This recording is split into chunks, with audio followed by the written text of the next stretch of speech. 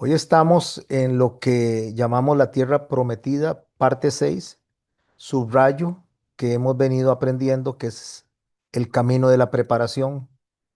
A los que se están incorporando hasta ahora por primera vez en esta serie que le llamé la Tierra Prometida, les aconsejo, pueden ir a mi canal en YouTube, ahí buscar la lista o el playlist de lo que es la Tierra Prometida, y entonces ahí pueden estudiar desde el capítulo 1 hasta esta parte número 6 y estar con todo el contexto.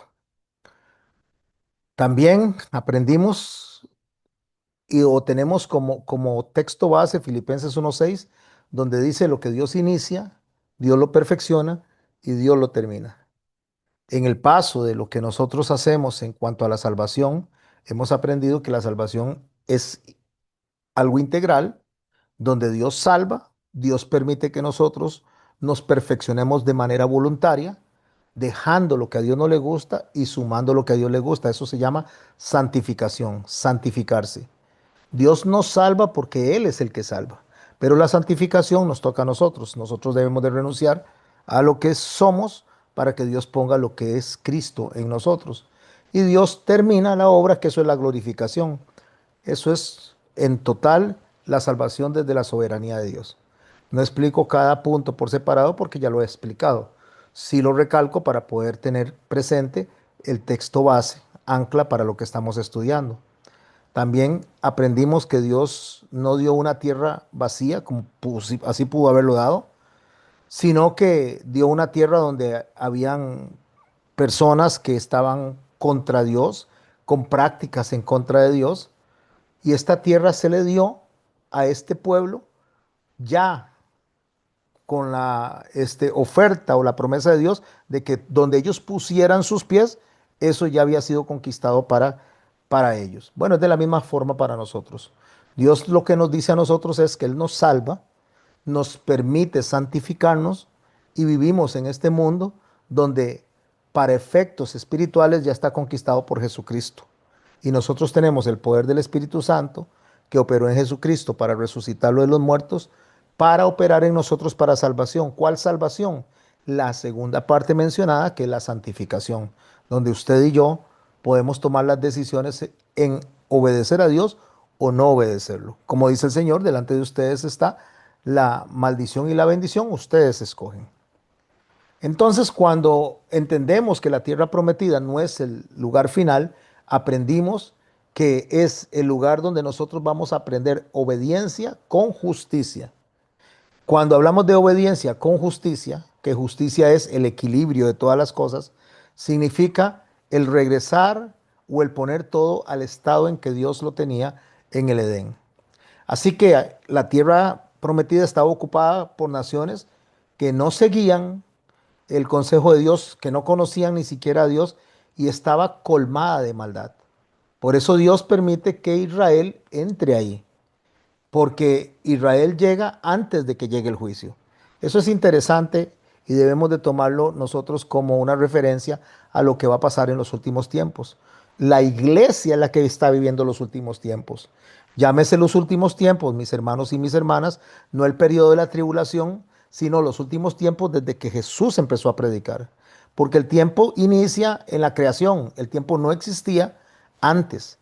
Antes en la eternidad, y no existe eternidad pasada ni eternidad futura. Eso es un error a la hora de hablar de la eternidad. La eternidad es eterna, no tiene pasado ni tiene futuro. Pero dentro de la eternidad se crea el tiempo, y el tiempo sí tiene un inicio cuando Dios viene y pone las lumbreras para marcar los días y las noches, y de ahí para adelante empieza a contar el tiempo hasta que el Señor venga, tome a su iglesia, tome a su pueblo y se instituya Él a gobernar en la tierra, a gobernar sobre los pueblos. Ahí el tiempo se acaba, ahí el tiempo deja de marcarse. Entonces los últimos tiempos inician con Jesús cuando Él empieza a predicar, ni siquiera cuando Él nace, sino cuando Él empieza a predicar. Por eso el Señor dice: el tiempo se ha cumplido, arrepentidos, porque la salvación está entre vosotros, y está hablando de sí mismo. Bueno, el Señor nos marca a nosotros que antes del juicio va a haber un llamado va a haber una exigencia, va a haber una demanda de arrepentimiento. Siempre lo ha habido desde el principio. Siempre desde lo que el hombre pecó, Dios llama al hombre al arrepentimiento porque Dios quiere que todos los hombres procedan al arrepentimiento. Pero se va a intensificar justo durante la tribulación. Pero la tribulación, como les digo, no es el último tiempo, sino que inició con la predicación de Jesús. Antes de que venga lo que se conoce como la gran tribulación o la tribulación, la iglesia es el instrumento que está llamando antes de ese juicio. De esa misma manera Israel entra a Egipto, perdón, de esa misma manera Israel entra a Jericó, pero se anticipa un mensaje que escucharon en Jericó y Rahab es la que hace mención de que el pueblo estaba totalmente atemorizado porque sabía el respaldo que Dios había hecho desde Egipto durante el desierto y hasta la entrada a la tierra prometida. Así que la tierra prometida es una promesa, pero también es una responsabilidad, una prueba para aquellos que la han recibido. Para nosotros la tierra prometida es Cristo, en la vida en Cristo, en la vida del reino, en este momento aquí, el reino de los cielos, en este momento aquí, hasta que se concrete totalmente con Jesucristo y se complete totalmente con el Señor. Pero dentro de esta vida que tenemos nosotros aquí, tenemos una responsabilidad y tenemos una prueba. Sin embargo, vamos a estar teniendo resistencia, vamos a estar teniendo obstáculos, vamos a estar teniendo vallas. Pero sin la tierra prometida, o sea, si la tierra hubiera estado vacía, si no hay resistencia, entonces ¿cómo maduraría nuestra fe? ¿Cómo maduraría nuestra obediencia? Porque entonces no habría necesidad de depender de Dios. Bueno, así como Israel tuvo que desalojar a esas fuerzas que estaban dentro de la tierra prometida, nosotros como creyentes tenemos que desalojar la forma en que pensamos, los hábitos que tenemos y las fortalezas espirituales negativas a lo que Dios establece. Antes de tomar la tierra prometida y antes de derribar las murallas, Dios viene y envía un mensaje a una mujer marginada, inmoral, despreciada por la cultura porque era una prostituta. Lo que muestra que esta mujer, a la cual estudiamos la semana pasada y vamos a continuar estudiando ahora, esta mujer Rahab no fue salvada por su moral, no fue salvada por el entendimiento que tenía de la ley, ni fue salvada porque fuera una mujer religiosa. Fue salva porque a Dios le plació. Porque a Dios no le importa de dónde vienes, a Dios no le importa de qué país, de qué religión, qué color de piel, qué idioma hablas, si eres hebreo o no eres hebreo. A Dios le importa lo que eres y lo que Él puede hacer en ti. Rahab, que es una mujer que está dentro de la tierra prometida, pero fuera del pacto de Dios, recibe a los mensajeros que le dicen a ella lo que tiene que hacer para entrar en pacto. Aun cuando Israel no había cruzado el Jordán, Rahab ya, que vivía en Jericó, había escuchado ahí en esa tierra lo que es Dios y el Dios de pacto que se estaba acercando a él. Nosotros podríamos, como Rahab, estar viviendo dentro de la tierra prometida, dentro de un sistema fuera del pacto de Dios, sin estar conectados a la voluntad de Dios, habitar en ese lugar sin ser bendecidos. Podríamos incluso estar viviendo dentro de una iglesia, podríamos estar congregándonos dentro de una iglesia, podríamos estar conviviendo con hermanos y estar nosotros aún congregándonos, no nos garantiza que estemos perteneciendo al reino y mucho menos que estemos haciendo las cosas de acuerdo a lo que Dios establece. Porque nosotros, el hecho de que nos digamos cristianos no nos hace cristianos. El Señor dice que son los frutos por los cuales nosotros actuamos que somos reconocidos. Y no estamos hablando de cosas materiales, sino estamos hablando de frutos del Espíritu. Los que están descritos en Gálatas 5:20, donde habla de la mansedumbre, habla de la fe, habla de la templanza y los frutos que Dios establece, eso es lo que hace que se sepa si somos o no somos hijos de Dios. Podríamos tener momentos de explosión como lo tuvo Moisés, podríamos tener momentos de explosión como lo tuvo Pedro, pero no es que tengamos esa conducta de manera repetitiva. Un creyente se puede equivocar. Un creyente puede pecar porque aún vivimos en un mundo caído y en un cuerpo que obedece, y cuando digo obedece es responde a ese mundo caído, donde nuestra mente está luchando entre la necesidad de la humanidad nuestra y está luchando contra la necesidad del espíritu. Pero la persona que cae se debe de levantar. El que miente procura dejar de mentir. El que murmura procura dejar de murmurar. Pero el que se queda en la conducta negativa y se mantiene en esa conducta de una manera tranquila, no se siente mal, tiene la mente cauterizada, tiene el corazón cauterizado, no se puede considerar del reino de Dios. Entonces podría estarse viviendo dentro de una iglesia y no estar perteneciendo al reino de los cielos. La Rahab estaba viviendo en la tierra prometida, pero aún así estaba dentro de los planes de Dios para ser salva. Ella misma confiesa en Josué 2, en el verso 10, oímos que Jehová secó las aguas del mar y se desmayó nuestro corazón. Préstele atención a esto, esto es muy importante, porque ella dice oí, ella no dice vi. Cuando ella está hablando de que ella oyó y no vio, ahí es donde se centra lo que se considera como la fe. No es necesario ver para creer. Es con solo oír lo que Dios dijo, es suficiente para creer nosotros que lo que Dios dice es lo que va a pasar. Ella creyó y ella actuó en base a lo que oyó, no a lo que vio.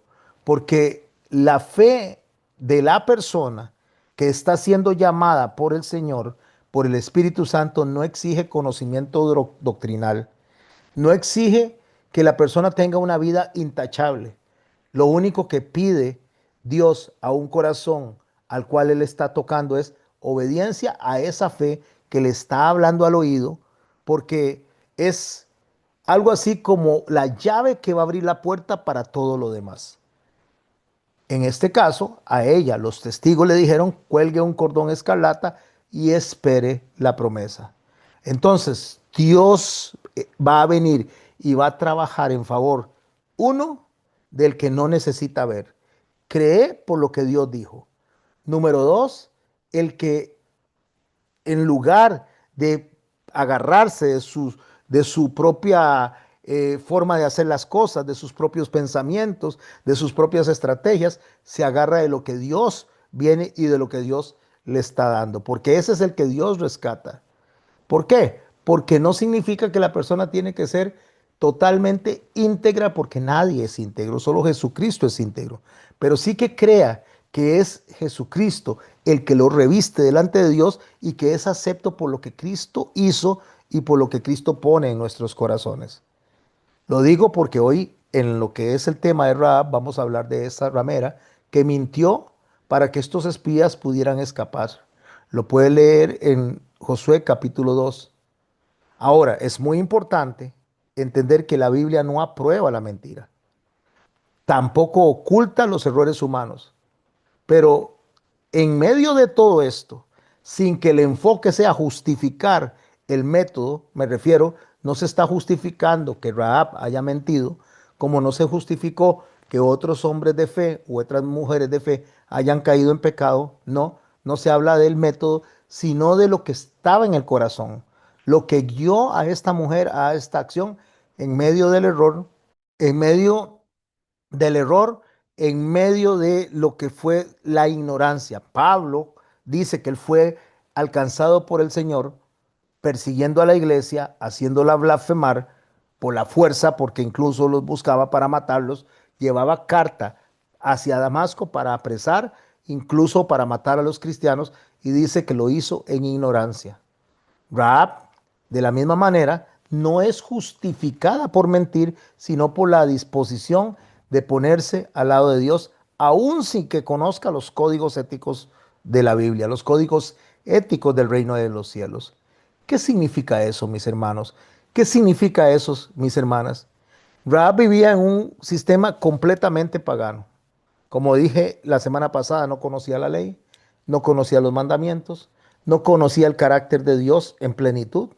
Pero cuando oyó lo que Dios estaba haciendo en Israel, decidió cambiar de bando. Eso es como cuando usted llega donde la familia no cree en lo que usted está aprendiendo, en lo que Dios está haciendo en su vida, pero oye de que Dios está operando en su vida, no cree en ese Dios todavía, pero empieza a ver los frutos suyos y empieza a prestar atención a lo que usted está haciendo y es donde la persona empieza a tomar interés. Yo quiero lo que esta persona está viviendo. Yo quiero de lo que esta persona, de la manera, comportarme de la manera en que esta persona se está comportando, porque ve que algo está pasando en su vida, que está cambiando su vida, que usted igual comete errores, igual comete pecados, igual va a tener sus falencias, pero en medio de eso usted va creciendo espiritualmente y va poco a poco dejando eso, esas caídas de lado. Porque aunque sea una forma imperfecta de conducirnos, de la misma forma de Rahab, que ella mintió, aunque esa decisión fue imperfecta en la forma, fue perfecta en la intención. Ella creyó que era Dios el que estaba haciendo las cosas, aunque no lo entendía, aunque no podía explicar el porqué de las cosas, pero ella se alineó a la voluntad de Dios. Por eso en Hebreos capítulo 11, verso 31 dice, por la fe Rahab no pereció, no pereció con los desobedientes. Repito, Hebreos 11:31, por la fe Rahab no pereció con los desobedientes. Según lo que dice Santiago, que nosotros no somos salvos por la fe, pero ella, Rahab, fue justificada por las obras.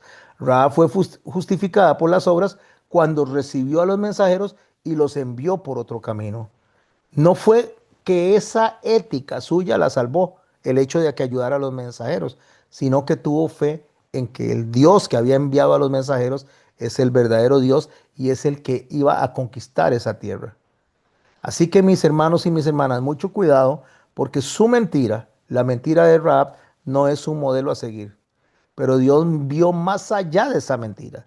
Dios vio más allá del método. Dios está honrando la motivación que ella en su ignorancia estaba haciendo en favor de Israel. ¿Por qué nosotros, mis hermanos, somos tan ligeros nosotros de acusar a las personas de otras religiones que porque son católicos, que es porque son metodistas, que porque son adventistas, que porque son presbiterianos? No importa de qué religión sea, al final de cuentas nosotros estamos acusando a esas personas y las señalamos cuando Dios no las está señalando. Porque muchos caminamos tal vez en la verdad, pero también podemos estar caminando en la ignorancia, como lo hizo Pablo, como lo estaba haciendo Rahab, pero al final de cuentas la intención del corazón es agradar a Dios. Aunque no entendía ella todo lo que estaba pasando, ella actuó por lo que sabía. ¿Qué significa? Que usó todo lo que conocía para los propósitos de Dios. Quiero leer una parábola que está en Lucas capítulo 16, en el verso 1, para tratar de explicar un poco lo que estoy diciendo. Número uno, no estoy en ningún momento diciendo que Dios aprueba la mentira. No estoy en ningún momento, mis hermanos y mis hermanas, diciendo que Dios aprueba el pecado. Estoy diciendo que aunque la persona esté equivocada y esté en ignorancia, si aún en medio de esa ignorancia está deseando agradar a Dios, hasta que el Espíritu Santo no le ilumina o vienen unos mensajeros y le dicen cómo debe actuar, en este caso un pastor, en este caso un evangelista, en este caso un predicador, un maestro, y le dice, estás actuando mal. En ese momento la persona se da cuenta que está actuando mal y sale de esa ignorancia, corrige la forma en que está haciendo las cosas delante de Dios y empieza a agradar a Dios. No que en la ignorancia esté agradando a Dios, no. En la ignorancia no se agrada a Dios, pero Dios sabe que eso lo está haciendo porque nadie le ha enseñado, porque nadie se ha tomado el tiempo de formarlo. Entonces Dios entiende eso. Lo dice en Malaquías cuando él dice, me acuerdo de que son polvo y por eso no los he destruido. Hablando de nuestra incapacidad de entender las cosas. Lucas, el médico, escribe en el capítulo 16, a partir del verso 1, lo siguiente. Dijo también a sus discípulos, está hablando de Jesús, había un hombre rico que tenía un mayordomo y fue acusado ante él como disipador de sus bienes. Disipador no es ladrón. Disipador es una persona que malgasta, que derrocha, que desperdicia, que no sabe administrar bien las cosas. No es que se las roba, sino que las desperdicia. Hay una diferencia muy grande entre se roba las cosas, el dinero y se lo lleva para su casa, al que en medio de lo que está haciendo es un desperdiciado. Son dos cosas muy diferentes. Este hombre es un disipador de los bienes del mayordomo. Entonces, dice el verso 2, le llamó y le dijo, ¿qué es esto que oigo acerca de ti? Yo me imagino a este hombre que tal vez había que hacer una cena, solo estoy imaginando. Hay que hacer una cena, llegan 4 personas y entonces en lugar de decir, mire, vayan, traigan un medio kilo de carne o traigan 1 kilo de carne para dividirlo entre las 4 personas, manda a traer 50 kilos de carne. Entonces la gente come y lo que sobra lo terminan botando. O que alguien llega a un restaurante y se pide algo de comer, en lugar de pedirse lo que se va a comer, pide demasiado y entonces eso demasiado lo termina botando porque no se lo puede comer. Disipador es el que desperdicia, el que malgasta, el que no administra bien lo que Dios le está dando. Ese es un disipador. Y es muy importante esto porque ahorita vamos a ver un punto que el Señor habla de las riquezas injustas y las riquezas justas. Porque el que usted agarre el dinero y lo utilice para botarse, eso es disipación. Pero si usted agarra el dinero para construir dentro del reino de Dios, para edificar dentro del reino de Dios, y no estoy hablando de agarrar y dar diezmos o dar ofrendas, eso es otra cosa. Si quiere aprender de diezmos y ofrendas, vaya a mi canal y busque uno de los programas que tengo que se llama El verdadero diezmo bíblico o Entendiendo el diezmo bíblico. Búsquelo y va a entender eso para no profundizar en eso. Así que no estoy hablando de eso, estoy hablando de utilizar los recursos para poder bendecir a otras personas. Este hombre fue llamado por el dueño, por el amo, por el rey, y le dijo, ¿qué es eso que oigo acerca de ti? Da cuenta de tu mayordomía, porque ya no podrás ser mayordomo. ¿Qué le está diciendo? Bueno, vamos a hacer un estado de cuenta, vamos a revisar lo que tienes, porque te voy a quitar y voy a poner a otro. Entonces el mayordomo dijo para sí, cuando tenía que venir y dar cuentas, dijo para sí, ¿qué haré? Dice, porque mi amo me quita la mayordomía.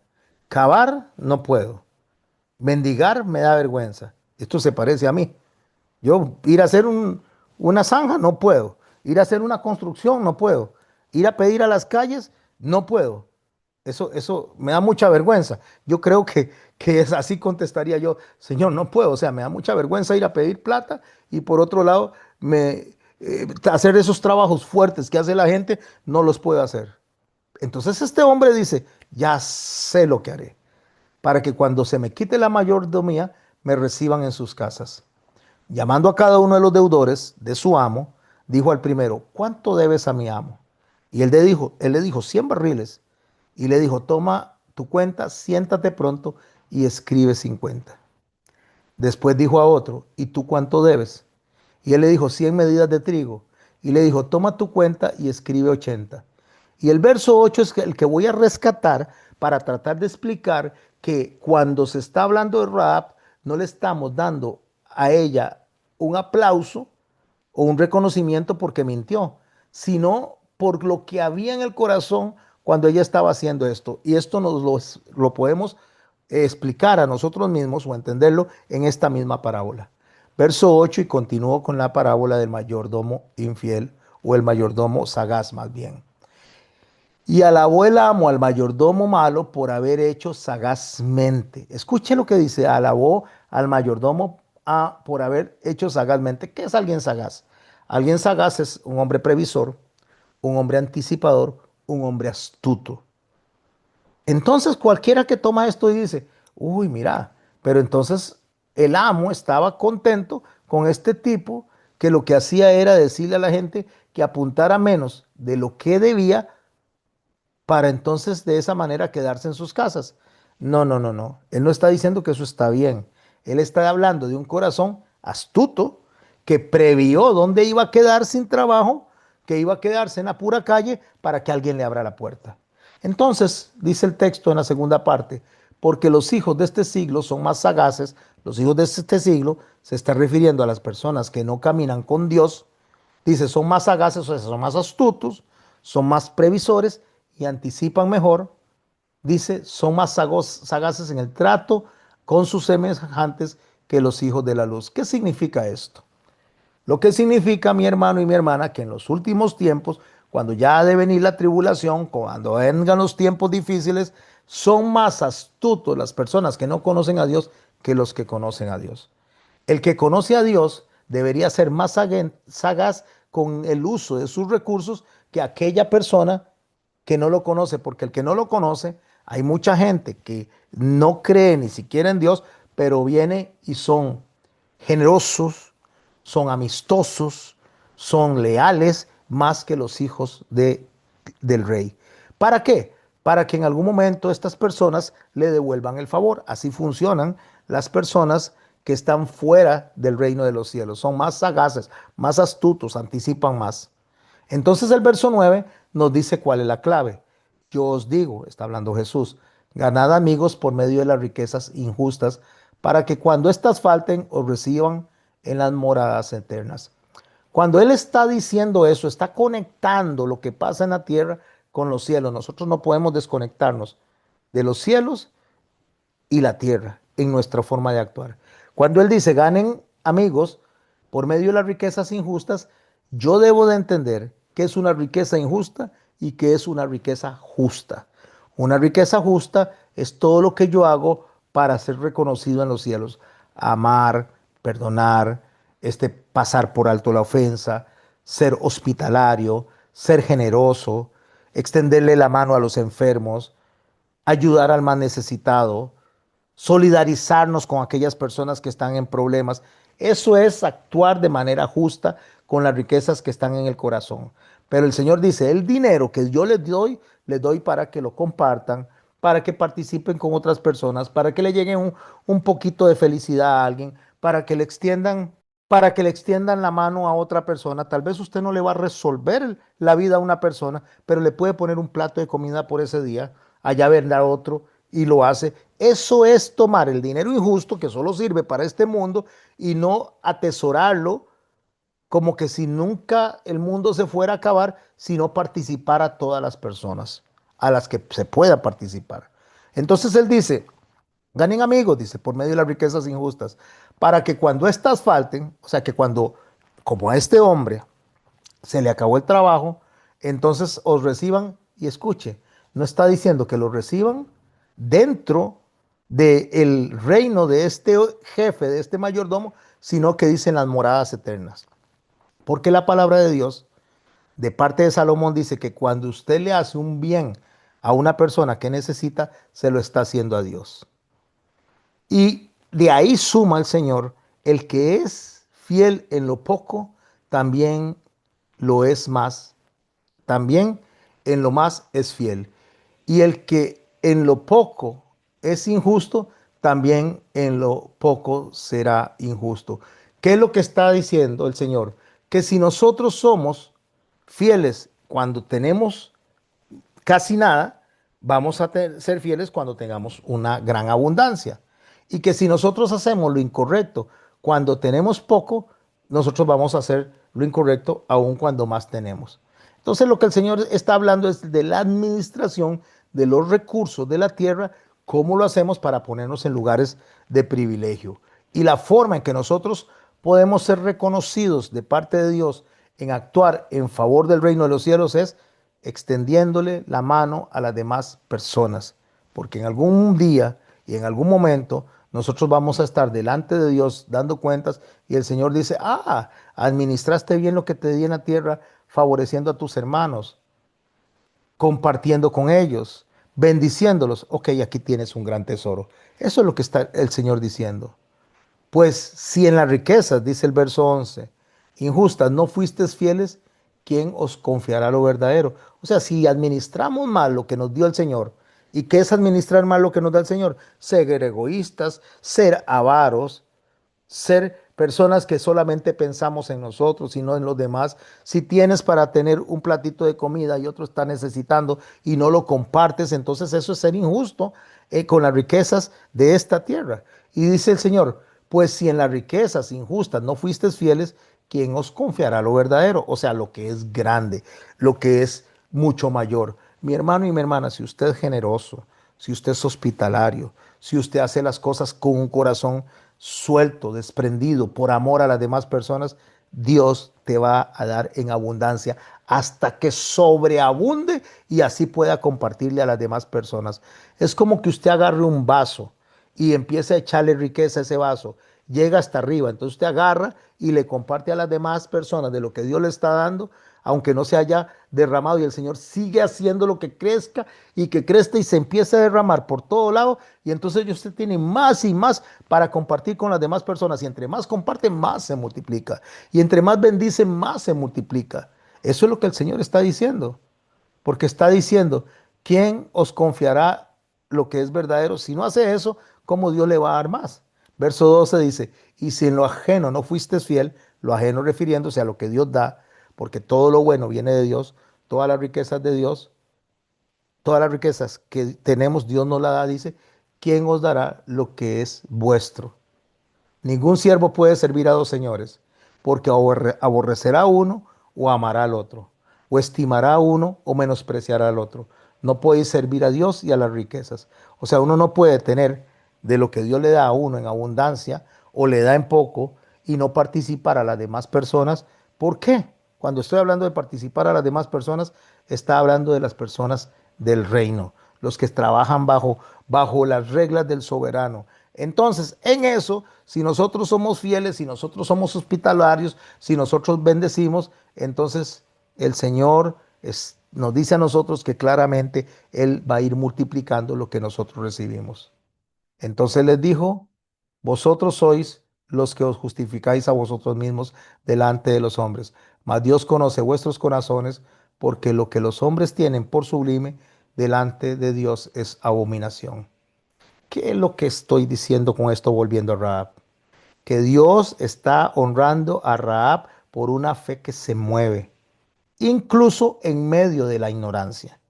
Rahab tenía más convicción espiritual con la poca información que tenía que muchos que tenían acceso de la ley, como en este caso los fariseos. Hay mucha gente, mi hermano, que está caminando en las calles, que no se congrega, que tal vez no lee la Biblia, pero tiene una conducta mucho más espiritual que la gente que es creyente.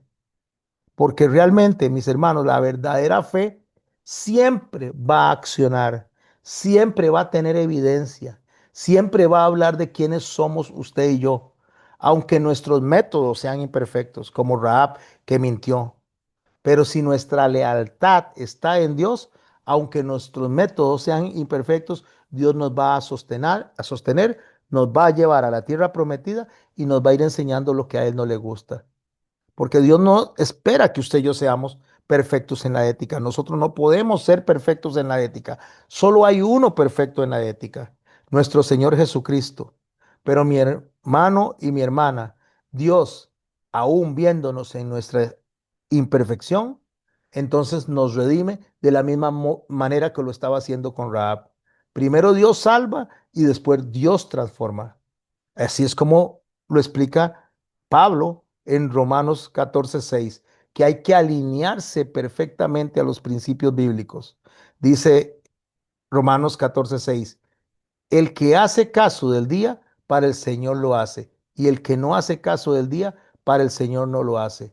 El que come para el Señor, porque el que come para el Señor, come porque da gracias a Dios. Y el que no come para el Señor, no come porque da gracias a Dios. ¿Qué es lo que Pablo está diciendo? Que el valor moral, mis hermanos, de lo que se hace para Dios está en el corazón, no está en la parte externa. Nosotros tenemos que aprender a hacer las cosas como Rahab las hizo, que actuó con su conciencia interna, con la luz poquita que tenía por lo que había oído. No conocía los códigos morales, no conocía la ley mosaica, como lo dije hace un rato, pero su corazón estaba rendido al Dios de Israel, aun cuando ese pueblo no había llegado. Y lo demostró cómo, arriesgándose. Así es como Pablo dice, el que se abstiene para el Señor se abstiene y el que come para el Señor come. No está hablando de que tengamos una forma perfecta de ser, está hablando que tengamos una motivación fiel.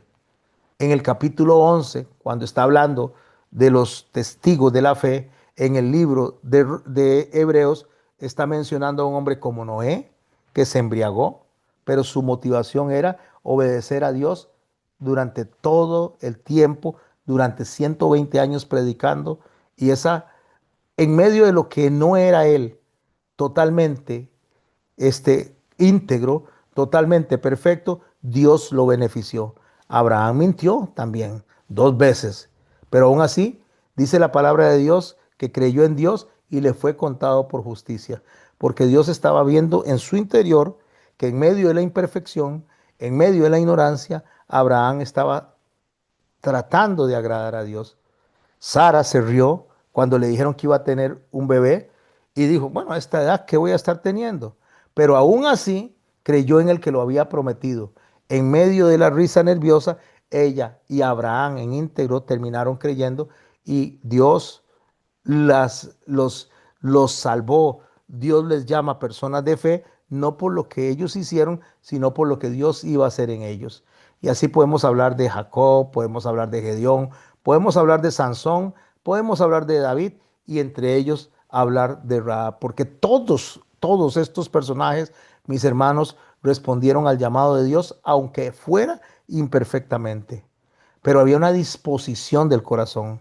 Había una disposición que no conocían, no comprendían, pero ellos querían hacer las cosas para Dios, no por mérito de ellos, sino porque Dios estaba honrándoles a ellos con poner su vista en ellos y enviarles mensajeros para salvación.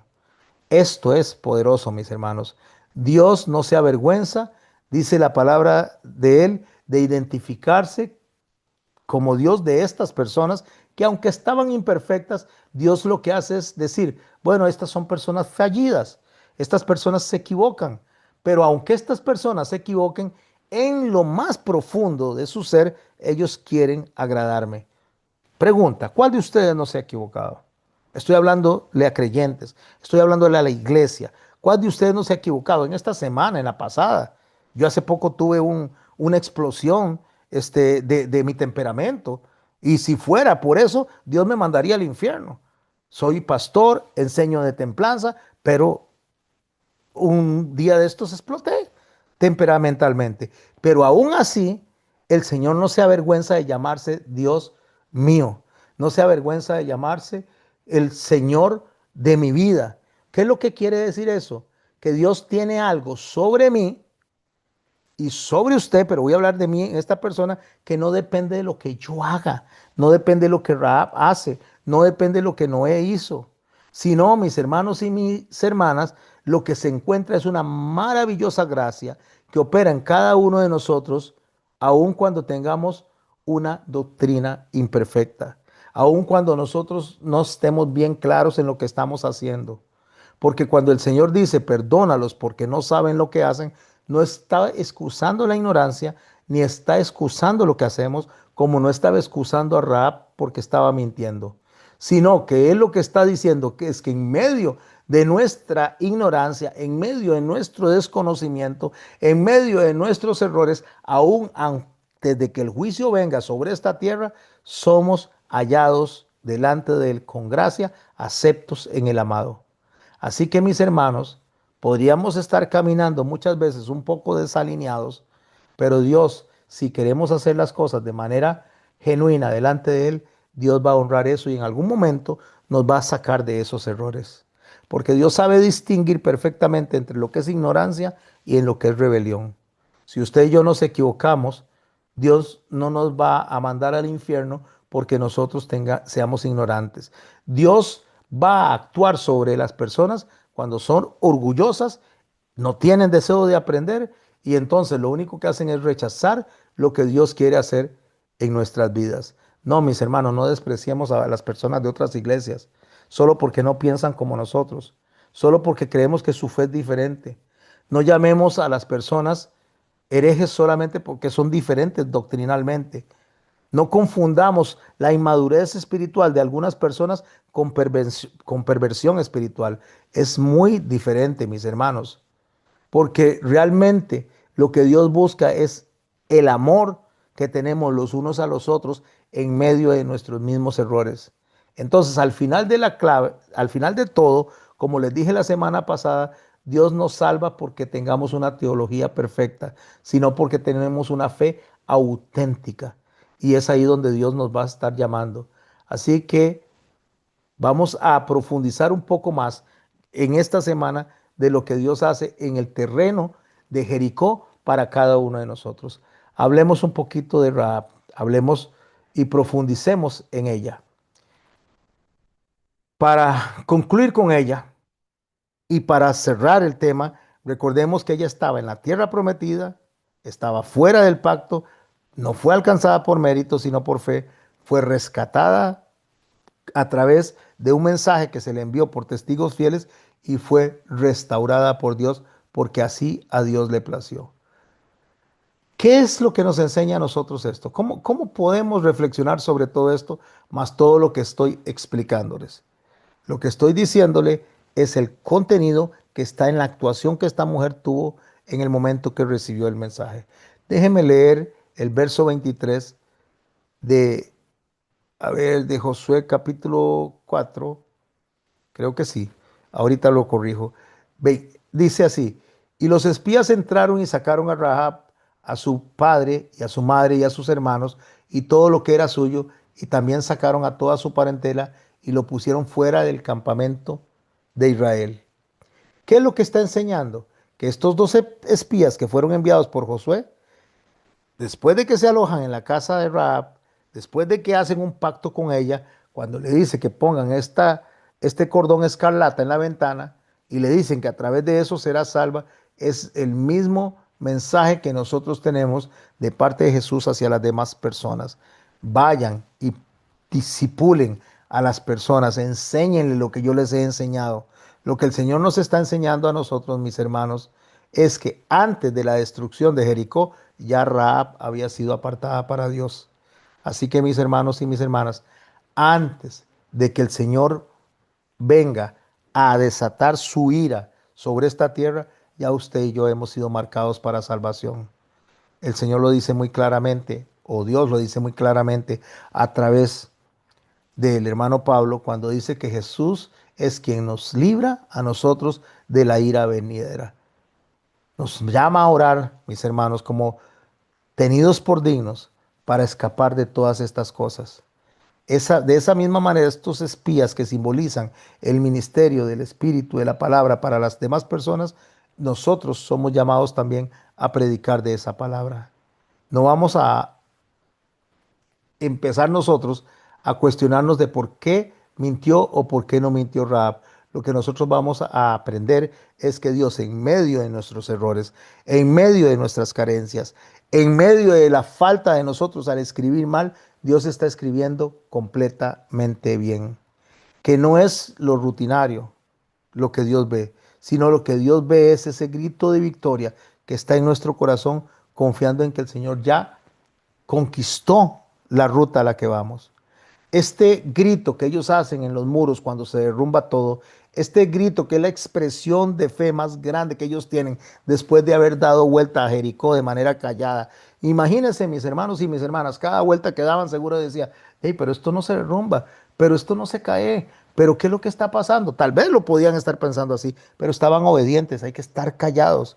Yo no sé ustedes, mis hermanos y mis hermanas, pero yo no sé los planes que ustedes tienen. Yo no sé las metas que ustedes tienen, pero si Dios le pone algo en el corazón a uno, si Dios le pone algo en el espíritu y dice camine por acá, le puede tomar 25 años como lo tomó a Abraham por haber sido desobediente, porque nosotros retrasamos las bendiciones cuando somos desobedientes. Las bendiciones nos persiguen, dice Moisés en Deuteronomio, las bendiciones nos persiguen para alcanzarnos, pero no nos alcanzan porque nosotros estamos trabajando en nuestras propias agendas, bajo nuestras propias maneras de resolver las cosas y no como Dios lo dice. Dios nos habla a través de la Biblia, Dios nos habla a través de la predicación, Dios nos habla a través de las circunstancias, Dios nos habla muchas veces a través de una canción, Dios nos habla de muchas formas a través del Espíritu Santo, pero nosotros que seguimos caminando por donde nosotros creemos que es el norte que debemos de hacer. Y Dios viene y nos estorba y nos pone una zancadilla y nos vuelve a alejar del camino y nosotros otra vez caemos en el camino. Otra vez llegamos a la ruta que nosotros queremos tomar y Dios nos vuelve a estorbar y nos vuelve a apartar y nos vuelve a poner hacia la ruta que Él quiere que caminemos y nosotros volvemos a regresar a donde nosotros queremos ir. Y mis hermanos y mis hermanas, la maravillosa gracia es lo que nos hace a nosotros llegar a ver caer los muros. El primer día estaban en silencio y no cayeron los muros. El segundo día y así hasta el sexto y no pasaba nada. Así que examine su agenda. Así que examine los compromisos que usted tiene. Así que examine lo que usted desea para su vida. El hecho de que no veas el milagro en el primer día no significa que no se va a dar. El milagro no es ver los muros caer. El milagro está en que el corazón confíe en que Dios nos va a llevar al rumbo y a la meta que Él nos prometió. Ese es el milagro, saber esperar. Porque el milagro no fue un grito. El milagro fue la obediencia completa que se hizo en cada una de las instrucciones, en cada día de lo que Dios había determinado. Rahab, la ramera, estaba ya esperando. Probablemente veía a la gente dar vueltas y no decían nada. Y ella veía y decía, ¿qué será lo que está pasando? Volvía a ver dar vuelta un segundo día y qué será lo que está pasando. Pero cuando los muros empezaron a caer, debe haber sido impresionante, mis hermanos. Impresionante ver cómo todo se caía alrededor y solo un muro, una ventana y un cordón de grana de color rojo quedaban en pie. Solamente eso. Todo lo demás caía destruido alrededor de ella. Y solo eso quedó en pie porque ella fue obediente al pie de la letra con las instrucciones que se le habían dado. Ella vio caer los muros porque ella decidió consagrarse a Dios. Es el poder de Dios que actúa en el hombre que camina en santidad, aun cuando aún no esté viendo el milagro, porque el milagro está no en los muros que caían, sino en un corazón que cree. Transformar el corazón para que cuando Dios derribe las murallas, ya nosotros damos por un hecho que estas murallas iban a caer al puro frente de nosotros. Así que Rahab es la primera conversión, el primer fruto de la tierra prometida. ¿Y cuál es la tierra prometida? Una tierra que vivía de una manera anti Dios.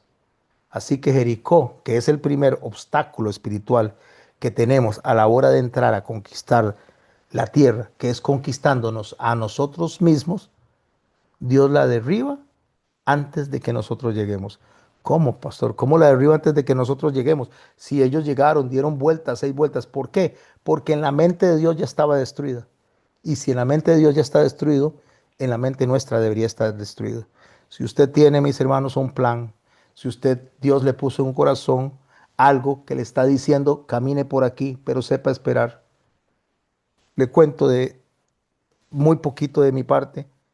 Yo tengo de parte de Dios en mi corazón prepararme en los próximos 5 años, si Él no ha venido, para pues pensar en mi vejez, en mi ancianidad, para que cuando entre en eso, tener preparado todo el camino para poder salir adelante. Y ahí voy día a día, confiando en lo que Dios puso en mi corazón, eso va a pasar. Porque el milagro no está en llegar allá y tener todo lo resuelto. El milagro está en seguir caminando, haciendo lo que a mí me toca, viendo hacia allá y verlo resuelto. Y saber que cada día Dios va sumando a mi obediencia. Porque Dios va a derribar los muros delante de mí. Cuando digo derribar los muros es hacer el milagro, porque los milagros, lo que sucede no se gana ni por los títulos, ni por lo que nosotros sepamos, sino por la obediencia de lo que Dios está haciendo en nuestras vidas. Jericó no cayó por la estrategia de Josué. Jericó no cayó por las armas. Jericó no cayó por cuán inteligentes son ni cuánto saben. Jericó cayó porque supieron obedecer y Dios premió esa obediencia. Dios bendijo esa obediencia. Y cuando usted y yo, mis hermanos, somos obedientes y logremos caminar estos 6 días, en el momento que llegue la meta que Dios nos puso y en el momento que yo me pare al frente y llegue la edad que Dios me puso en mi corazón y yo pueda gritar como en ese momento, yo voy a ver caer todo a mi alrededor y usted lo puede hacer también.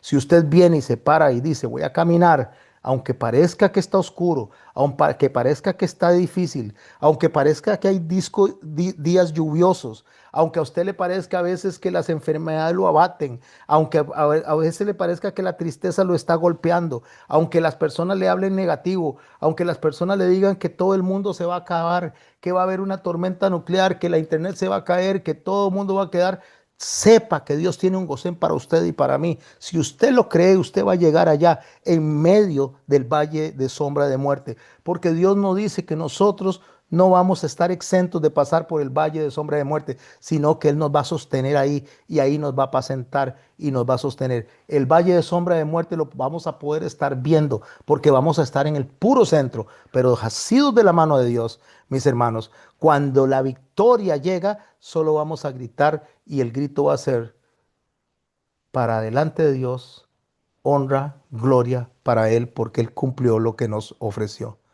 Porque primero hay que tener fidelidad silenciosa para después poder gritar. Y la fidelidad silenciosa, mis hermanos, es saber decir, sí, Señor, heme aquí. Sí y amén. Porque la estrategia de Dios es divina, no militar. La estrategia de Dios es como Él piensa, no como usted y yo pensamos. La estrategia de Dios es el poder frente a las murallas, entendiendo el hombre que es Dios el que las está votando. La obediencia no requiere explicación. La obediencia no requiere entender. La obediencia solo requiere obedecer. Y vas a ver cómo las cosas crecen, se restauran.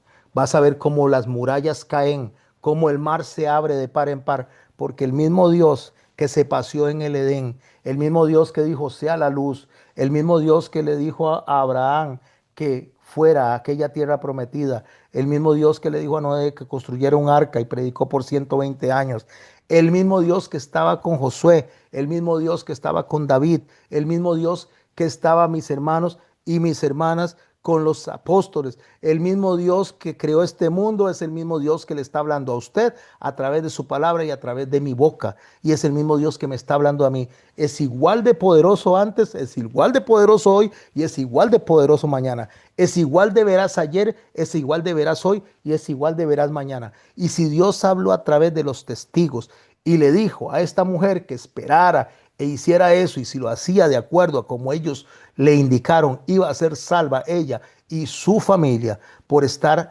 resguardada de la forma en que Dios le indicó. Mis hermanos y mis hermanas, si ustedes atienden los mensajes que Dios pone de la Biblia para mi corazón y para el corazón de las personas que están predicando en favor del reino de los cielos de la manera que Él dice y se permanecen ahí, de la misma manera que para Rahab fue efectiva la promesa, lo será para usted, para mí y para cualquier persona que obedezca al Señor.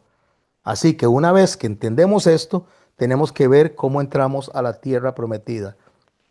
Pero a veces, ya una vez que estamos en la tierra prometida, a veces empezamos a dejar de seguir las instrucciones como Dios las dio y empezamos a equivocarnos. Eso le pasó a Josué.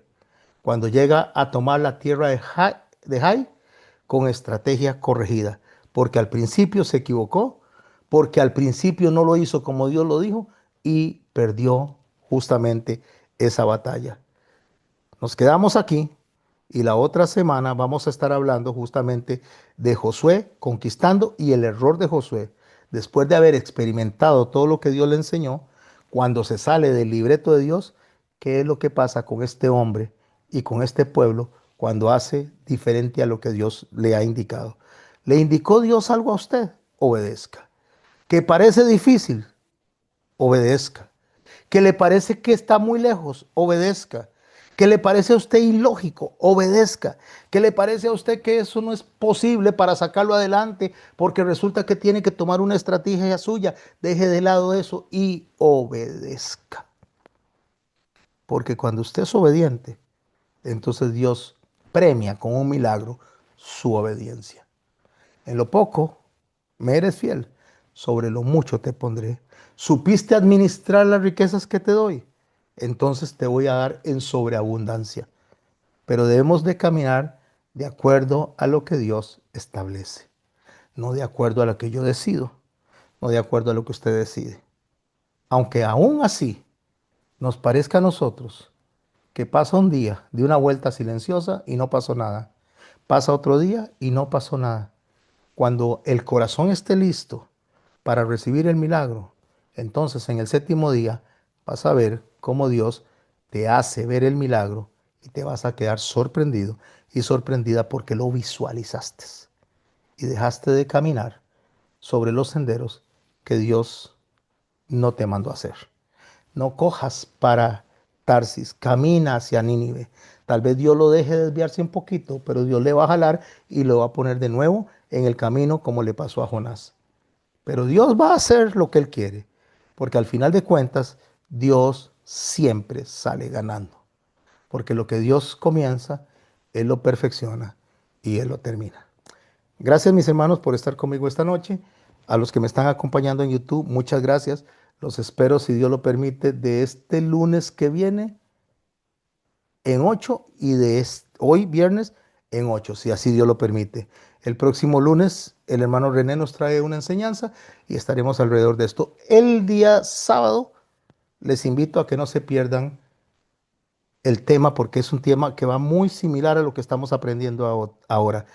Cuando la persona dice que sea lo que Dios quiera, ¿es bíblico eso? ¿O realmente Dios está aceptando esa forma en que nosotros hablamos cuando decimos que sea lo que Dios quiera? Porque viene alrededor de lo que estamos hablando hoy. Depende de cómo el corazón lo esté viendo. ¿Se dice que sea lo que Dios quiera o se dice si Dios quiere? ¿Cómo se dice? ¿Cómo agradamos a Dios? No se lo pierda ese sábado. Cierro. Muchas gracias mis hermanos y mis hermanas que me escuchan en YouTube. Nos vemos pronto y me quedo con la clase para conversar alrededor del tema. Dejo de grabar.